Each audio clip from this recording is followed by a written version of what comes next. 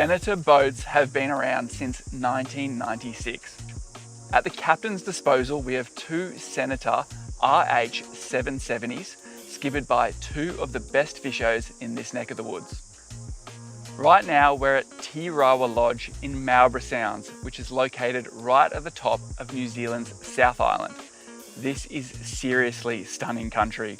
The area is made up of ancient sea-drowned valleys. If you check it out on a map, it's a maze of islands that would take a lifetime to fully explore. Unfortunately for us though, we only have a couple of days to check out this region, but we're in good hands. Say kia ora to Mark Cotton and Dan Govier, both 770 owners and both weapons on the fishing front. My first impression of the Senators is that everything looks rugged and over-engineered. These rigs have been used by commercial operators for years, and I can instantly see why. They're also pontoon boats, which means they're going to be super stable. The 770s have got sharp points of entry into the water and a variable dead rise hull that runs back to 18 degrees at the transom. On paper, they should be a pretty good thing. Just don't ask me what the RH in RH 770 stands for. What is it, Mark? Recreational hardtop. For all you Aussies, you'll be happy to hear they're 2.49 meters wide and have a tow weight of around 3.5 tonne with fuel and all the gear. When it comes to plate thickness, we've got a 6mm hull, 4mm floor and 3mm pontoons. Senators also pride themselves on offering full customer customizations. Just check out how different Mark and Dan's boats are. Both 770s, but each have been set up differently to suit each owner. The boys will fill you in a little bit more on that later. So that's it for me. We're going to slay a few more of these Heinekens, go check into our digs for the night, and hit the water tomorrow. My name's Dan Govier. I am an environmental consultant, live in Nelson and love my fishing.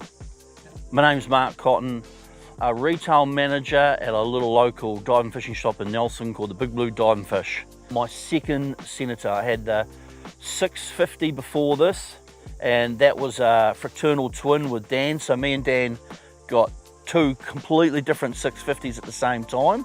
And then now we've progressed on, we've got two different 770s at the same time. And as you'll see from the boats, they're completely different. Like his style's different from my style, which is unique. And it just shows how awesome Senator is at customizing and changing it up to suit people. The ride of the Senator, I would say I can't fault it. I would say very soft into the waves. If you launch out the top of a wave, you don't sort of grit your teeth and wait for a loud, a loud bang or anything like that. It always comes down soft, that nice fine entry. With a following sea, it's very, very good. And I've never ever felt like it would broach on me. So the plan is tonight we'll have a nice meal, and then tomorrow morning we'll get up early, head to the Outer Sounds, see what the weather allows. At the moment the weather's looking pretty good, but the plan is to go and chase a few snapper, hopefully some kingfish, either jigging or top water, and then likewise, if the weather allows, maybe chase a groper as well on the slack tide. But weather dependent, and the outer Marlborough Sounds, it can be forecast one thing and it does another thing. So it's a matter of just waking up in the morning and see what we've got. But the weather turned out to be amazing. See, the birds are all waiting. There's always pressure when you take people out, but we managed to pull out of the bag, and to get your PB king was awesome. They're not the giants that I wanted, but they're still solid kings. We've just turned up to Stephen's Passage, Stephen Island. This is the top of the South Island. Lots of current comes through here, and it's pushed through from the east going through to the west here. We've got the incoming tide, and that's just pushing all that nutrients up, which is just bringing all the little plankton and that sort of carry on in, which brings all the carline bait fish in. At the moment we're in about 40 metres, and the bank pushes up to 20. All the bait fish gets pushed up this bank, and the kingies aren't far behind. And at the moment we're going to try and land some giant kingfish. Fish on. Just hooked up, lads, top water. We just noticed the sounder has just lit up. Do you want to drop a jig down? Yeah. Oh, look at him. There's a couple of crackers there, dude. So Jack dropped a jig but didn't pick one up, and then they're moving up towards the surface, so we managed to get one on. Whew, a bit shattered after that. Just basically cast, a couple of winds in, and he smashed it on top water. Yeah, noticed them closer to the surface. They were about 20 metres thick actually. Whew, a scrappy little fella though. Probably about, I don't know, 16 to 18 kilos. Somewhere around there maybe. Yeah, good fight, man. Good fight. Wasn't quite ready for him. You never are. At least it didn't bust off. Yeah, Roger, we're in two. Fish on. Oh, he's bigger. He's bigger than the last one. Really? Yeah, 100%. That's a good king, dude. Look at it. Look at that. That's a good king, dude. Oh, mate. Yeah, that's a good king. That's real good. What do we reckon? How big is this? Oh, it's definitely over 20. Definitely over 20. But no, that's a solid fish. It was fought weird, eh? It didn't really battle, but it just sort of hung in. But that's the foul hook we caught it, didn't you? Far out. But that's a solid king. On a stick bait as well, mate. Yeah, man. Yeah, so in all the current here, like I said earlier, is all the nutrients from the cold water is getting pushed up, and all the carwine that are feeding, on all the bait fish here, and so the kingies are closer behind. And there's lots today, man. Like those schools are massive, man. Huge. So we should be able to keep working them and hopefully get some even bigger ones, man. Beauty. Yeah, so we got 3 kingies today. I say the first one was probably around about 18, it's hard to say, but 16 to 20 kilo. And I think the next 2 were probably around that 25 kilo mark, maybe a little bit more. The kingies here in New Zealand, they've got well, especially here down this part of the country, they're just a lot girthier, eh? Really, really girthy. A bit like me, actually. Welcome on board my Senator 770. Just going to run through a few of the customized features I've got on board Infamous. So I'm running Simrad all through the rig. I've got a 16 in the dash, a 12-inch NSS Evo up on the dash, and a 9-inch out the back, so you can see the guys out the back can see the fish as well clearly, or see what's going on. I've also got the radar as well, halo radar on the roof, and also running a TM275 low high wide chirp transducer and a total scan, and that's powered by the S5100 Simrad module to run high chirp and that sort of carry on. One of the most insane lighting setups on board. I'm running Lumishore lighting, and it's over the top. I've got LED strips everywhere. I've got underwater lights, I've got the gunnel lights, I've got the in-cabin lights, I've got lights around the outside, UV lights in the bait board, and they can do all colours from pinks, blue, whites, green.